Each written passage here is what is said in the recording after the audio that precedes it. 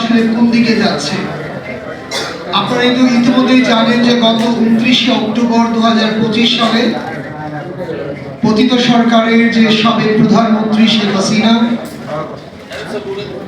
আন্তর্জাতিক 3টি গণমাধ্যমে উনি লিখিত কিংবা ইমেইলের মাধ্যমে 3টি বক্তব্য প্রকাশ করেছেন। একটি হচ্ছে আপনার রয়টার্সে প্রকাশ হয়েছে, একটি এএফপিতে প্রকাশ হয়েছে এবং আরেকটি হচ্ছে ইন্ডিপেন্ডেন্ট পত্রিকায় প্রকাশ হয়েছে।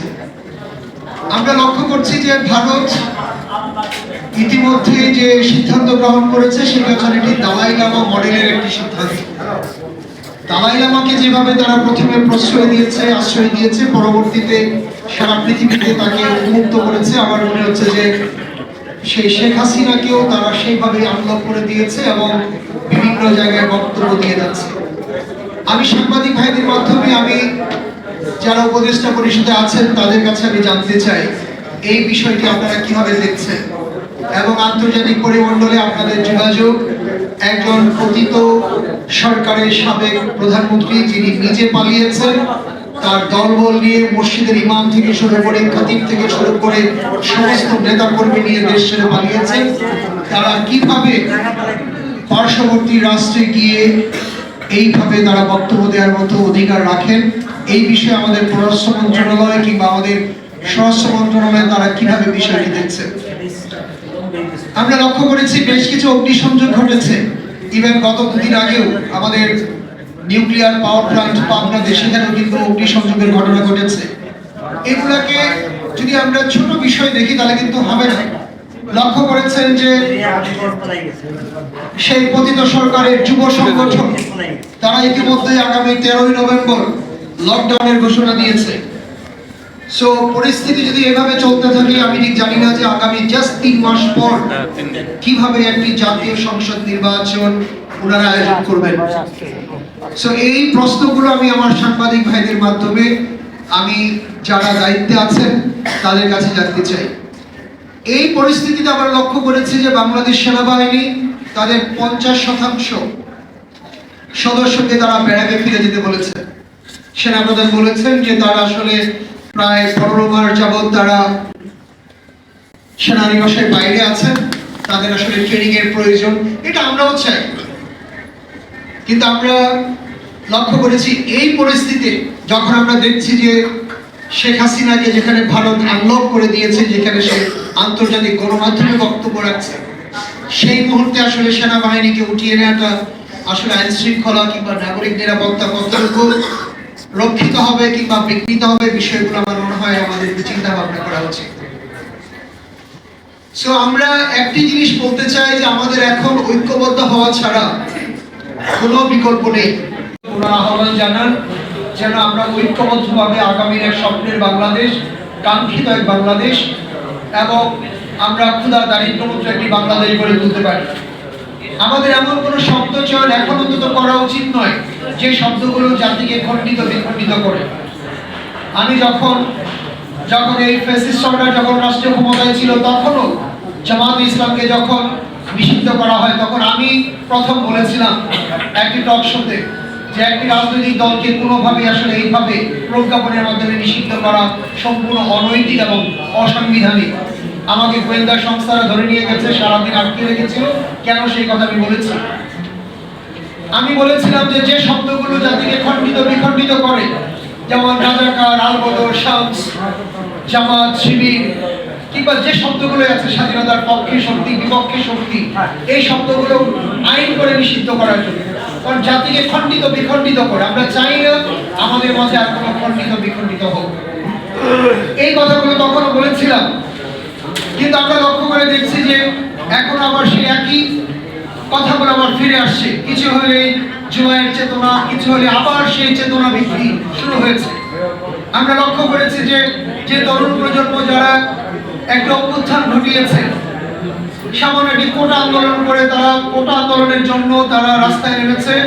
সমস্ত বাংলাদেশের জনগণ তাদের পাশে ছিল, তাদেরকে সমর্থন জুগিয়েছে, বাট কখনোই সমর্থন জুগায়নি একটি রাজনৈতিক দল গঠন করার জন্য, কখনোই সমর্থন জুগায়নি তাদেরকে রাষ্ট্রীয় ক্ষমতায় যাওয়ার জন্য। ইম্পসিবল। বাঙালি জাতি কখনোই 22-23 বছরের একটি ছেলে যারা মাত্র 18 মাস আগেও যোগদান করেছে, এই জাতি কখনোই তাদেরকে সমর্থন করতে পারে না যে তোমরা গিয়ে রাষ্ট্র ক্ষমতায় যাও, তোমরা গিয়ে মন্ত্রী হও, প্রধানমন্ত্রী হও, ইম্পসিবল। বাট তারা সেই কাজে গেছে। তাহলে আমরা আসলে কথা বলি একটা, করি আরেকটা। জনগণের সমর্থন ছাড়া এই অভ্যুত্থান কোনোদিনও হওয়া সম্ভব ছিল না। আর আমরা এখন লক্ষ্য করছি জুলাই যোদ্ধারা একদিকে, আমি নিজেও জুলাই যোদ্ধা, আমার বিশ্ববিদ্যালয়ে একজন মৃত্যুবরণ করেছেন, 10 জন আহত হয়েছেন, আমরাও রাজপথে ছিলাম। বাট কখনোই চাইনি যে এরা কখনো তারা রাজনৈতিক দল গঠন করবে। কারণ আমরা তো চেয়েছিলাম যে তারা অবজারভেশন করবে, কে কি করছে না করছে, তাদেরকে মনিটরিং করবে। বাট এখন রক্ষকই ভক্ষক হয়ে দাঁড়িয়েছে। আমি আপনাদের মাঝে জানতে চাই, এই যে বাংলাদেশের কিংস পার্টিগুলোর জন্ম হয়, আমরা বাংলাদেশ জাতীয়তাবাদী দল বিএনপিকে দেখেছি, আমরা জাতীয় পার্টিকে দেখেছি, এবং সর্বশেষ আমরা দেখেছি এনসিপি কে। এই দলগুলো অর্থ পায় কোত্থেকে? আমি একটু জানতে চাই। এখানে আমার অনেক নেতাকর্মী আছেন যারা রাত দিন পরিশ্রম করেও একটা অফিস নেওয়ার মতো ক্ষমতা রাখেন না, 2 টাকা খরচ করার মতো ওনাদের যোগ্যতা নেই। তার কারণ হচ্ছে সৎভাবে জীবনযাপন করার জন্য। এই 22-23 বছরের ছেলেরা মাত্র 15 মাস আগেও একটি চাকরির জন্য আন্দোলন করেছে। এদের আজকে কোত্থেকে এত অর্থ সম্পদ, কিভাবে তাদের রাজনৈতিক কর্মসূচি, এত অফিস আদালত, ঘোরাফেরা, গাড়ি বাড়ি, টাকা পয়সা কোত্থেকে, কারা তাদেরকে দিচ্ছে? যদি দিয়ে থাকেন আমি তাদের নাম জানতে চাই। আমিও তাদেরকে চাকরি করতে চাই। ভাই, আমারও ছোট্ট একটি দল আছে, নাম হচ্ছে ফেডারেল ডেমোক্রেটিক পার্টি। আমিও বাড়ি ভাড়া দিয়েছেন, তাহলে এদেরকে কেন দিবে? সো আমরা সেটাই চাই যে এই যে অভ্যুত্থান, এই অভ্যুত্থানটিকে আসলে নষ্ট করা হয়েছে। তাদের যে আবদার ছিল কোঠা প্রথা, এখন কোঠা নিয়ে কোনো কথা বলতে শুনেন তাদেরকে? 28 লক্ষ তরুণ বেকার, শুনেছেন কোনো কথা বলতে? 28 লক্ষ তরুণ বেকার এই দেশে কিভাবে বেকারত্ব মুক্ত হবে, কিভাবে একটি বেকার মুক্ত বাংলাদেশ আমরা গড়ে তুলবো, তাদের মুখে শুনেছেন? বাল্য বিবাহ কিভাবে রোধ হবে, বাংলাদেশের 65% নারীর বিয়ে হচ্ছে 18 বছরের নিচে, কিভাবে মাদক মুক্ত এক বাংলাদেশ গড়ে তুলবো, কিভাবে দারিদ্র মুক্ত এক বাংলাদেশ গড়ে তুলবো, কিভাবে দুর্নীতি মুক্ত এক বাংলাদেশ গড়ে তুলবো, শুনেছেন তাদের মুখে? তারা এখন রাষ্ট্রীয় ক্ষমতায় যাওয়া নিয়ে, ভাগ বটোয়ারা নিয়ে ব্যস্ত। তাহলে 7 জানুয়ারির কি দোষ ছিল সেই নির্বাচনের? তুমি আমি আর ডামি। আর এখন যেটি হচ্ছে ভাগাভাগি করা, মন্ত্রিত্ব দিতে হবে, বিশ্লেষণ দিতে হবে। যদি বিএনপির সঙ্গে রাজনীতি করতে হয় তাহলে দল করার কি প্রয়োজন ছিল?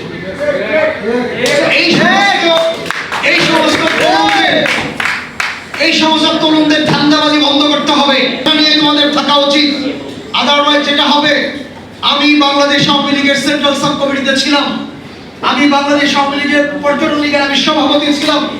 আমি 2018 নির্বাচনের পর আমি আওয়ামী লীগ ছেড়ে, যেহেতু তাদের সঙ্গে আমার পরিবনা হয় নাই, আমার কথায় কাজে মিল পাইনি, আমি দলটি ছেড়ে আমি নিজে একটি রাজনৈতিক দল করে একাই আমি হাঁটছি। নিজের নৈতিকতা, মূল্যবোধ, আদর্শ নিয়ে আমি কাজ করে যাচ্ছি। বাট এই সমস্ত ছেলেরা 15 মাস হয় নাই, যারা ফ্লোরে ঘুমিয়েছে, যারা ডাল খেয়ে বড় হয়েছে, আজকে তাদের বাজার মধ্যে চলাফেরা, তাদের জীবন জীবিকার স্টাইল দেখেন আপনি। আমি স্পষ্ট করে বলতে চাই, আমি আপনাদের মাধ্যমে বলতে চাই, এক এক করে প্রত্যেককে আমি অলঙ্গ করে ছাড়বো। যেইভাবে আমি আওয়ামী লীগকে ছাড় দিই নাই, আমি তাদেরকে অলঙ্গ করে ছাড়বো। তাদের টাকার উৎস কোথায়, কে টাকা দিচ্ছে, পাই করে জবাব দিতে হবে।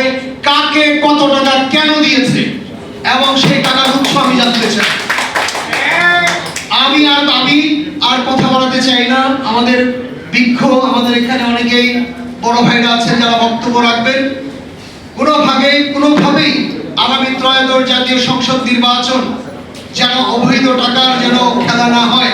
আমি ঠিক জানি না যে সরকার এই অবস্থায় কিভাবে একটি জাতীয় নির্বাচন আয়োজন করবে, বাট এটুকু বলতে চাই, নির্বাচন অত্যন্ত গুরুত্বপূর্ণ, নির্বাচন হওয়া দরকার। গত 15-16 বছর ধরে এদেশের মানুষ অপেক্ষায় আছেন, তারা একটি অবাধ, সুষ্ঠু, নিরপেক্ষ, আবারও বলছি অংশগ্রহণমূলক, পার্টিসিপেটরি, ইনক্লুসিভ একটি নির্বাচনের জন্য তাকিয়ে আছে। অতএব আমরা চাইব একটি গ্রহণযোগ্য নির্বাচন আয়োজনের জন্য আমরা সকলেই যেন ঐক্যবদ্ধ হই এবং ঐক্যবদ্ধ হয়ে কাজ করি।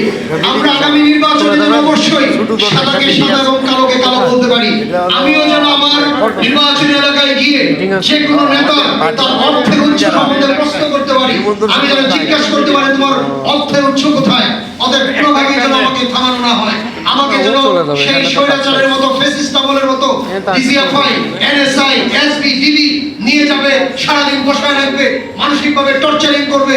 সো এই পরিস্থিতি যেন শিকার না হয়, সাংবাদিক ভাইদের মাধ্যমে আমি আপনাদের কাছে বিনীত আহ্বান থাকবে। কারণ আগামী নির্বাচনে প্রত্যেককে আমি জবাবদিহিতার আওতায় নিয়ে আসবো। আমি নির্বাচন করি আর না করি, প্রত্যেকটা ছেলেকে, এই 22-23 বছরের ছেলে থেকে শুরু করে বিএনপির প্রত্যেকে যারা নির্বাচন করবে, প্রত্যেকের অর্থের উৎস আমি জানতে চাইবো এক এক করে। অতএব তখন যেন কোনো প্রকার বাধা দেওয়া না হয়। অতএব নির্বাচন অবশ্যই দরকার। আমরাও চাই যে একটি অবাধ, সুষ্ঠু, নিরপেক্ষ, গ্রহণযোগ্য নির্বাচন ইনশাআল্লাহ ফেব্রুয়ারিতে অনুষ্ঠিত হবে। বাংলাদেশের মানুষ উৎসব মুখর পরিবেশে ইনশাআল্লাহ সবাইকে নিয়ে ইনশাআল্লাহ তারা ভোট উদযাপন করবেন এবং আগামীতে যারা রাষ্ট্রীয় ক্ষমতায় আসবেন আমরা তাদের সাথে কাঁধে কাঁধ মিলিয়ে আমরা ইনশাআল্লাহ নতুন এক বাংলাদেশের আমরা এক স্বপ্ন নিয়ে সামনের দিকে এগিয়ে যাব। ধন্যবাদ জানাচ্ছি বাংলাদেশ ইসলামী সমন্বয় পরিষদ কর্তৃপক্ষকে, যারা গত 2 মাস যাবত তারা বিভিন্নভাবে ঢাকার বিভিন্ন জায়গায় আসলে অনুষ্ঠান করে যাচ্ছেন শুধুমাত্র জাতিকে ঐক্যবদ্ধ করার জন্য। অতএব আমরা যেন কোনোভাবে জাতি বিভক্ত হয় এই ধরনের কোনো শব্দ আমরা যেন ব্যবহার না করি। আমাদের পরিচয় একটাই, আমরা বাংলাদেশি। কে হিন্দু, কে মুসলমান, কে বুদ্ধ, কে খ্রিস্টান, কে এখানকার চাকমা, কে বারবা, তাদের কিছুই যায় আসে না। একটাই পরিচয়, বাংলাদেশি। এই পরিচয় এগিয়ে যেতে চাই। আপনারা সবাই ভালো থাকবেন, সুস্থ থাকবেন, নিরাপদে থাকবেন। ধন্যবাদ সবাইকে।